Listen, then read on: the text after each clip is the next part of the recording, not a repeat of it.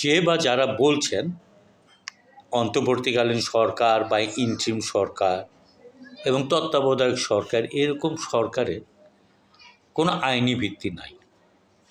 কথাটা তো ঠিক, এগুলির কোনো আইনি ভিত্তি নাই। ঠিক যেমন আইনি ভিত্তি নাই মানুষের মৌলিক অধিকার পূরণ করার, মানুষের অন্ন, বস্ত্র, খাদ্য, বাসস্থান, শিক্ষা নিশ্চিত করার, মানুষের বিনোদন নিশ্চিত করার, ঠিক তেমনি অন্তর্বর্তীকালীন সরকার, তত্ত্বাবধায়ক সরকার, এগুলির কোনো আইনি ভিত্তি নাই। একটা রাষ্ট্রের মালিক জনগণ, জনগণের ইচ্ছায় রাষ্ট্র পরিচালিত হবে, এই কথাটা তো সর্বজন বিদিত, সবাই মানে, সবাই অনুসরণ করে এবং রাষ্ট্রবিজ্ঞানের বিভিন্ন সংজ্ঞাও তাই বলে। তাহলে জনগণের আকাঙ্ক্ষার বাংলাদেশ যদি তৈরি করা না যায়, তাহলে এই দায়টা কি আইনের? মোটেও তো আইন নাই। জনগণের বাংলাদেশ তৈরি করার মতো কোনো আইন বাংলাদেশে আছে? নিশ্চয়ই নাই।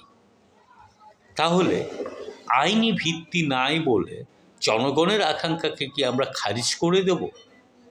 জনগণ চেয়েছে ইন্টারিম সরকার, ইন্টারিম সরকার হয়েছে। জনগণ চেয়েছে তত্ত্বাবধায়ক সরকার, তত্ত্বাবধায়ক সরকার হয়েছে। জনগণ চায়নি যে তত্ত্বাবধায়ক সরকার উঠিয়ে দিয়ে দলীয় সরকার নির্বাচন করুক, সেটা হয়েছে এবং দেশের সর্বনাশ হয়েছে। হাসিনা রেজিম ফ্যাসিস্ট রেজিমে পরিণত হতে পেরেছে।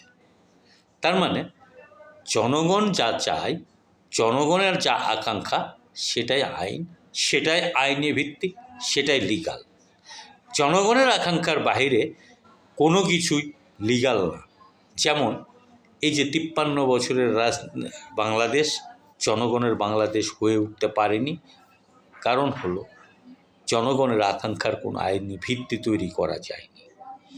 এইবারই রাষ্ট্র সংস্কার আন্দোলন রাষ্ট্র সংস্কারের নামে জনগণের অধিকার প্রতিষ্ঠা করার জন্য রাজপথে লড়াই করছে। ছাত্ররা, জনতারা সেই লড়াইকে বেগবান করে ফ্যাসিস্ট রেজিমের পতন ঘটিয়েছে।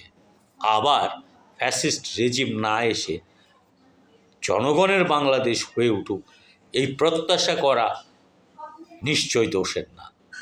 আর এই প্রত্যাশাকে আইনি ভিত্তি নেই বলে মস্করা করারও কোনো সুযোগ নাই।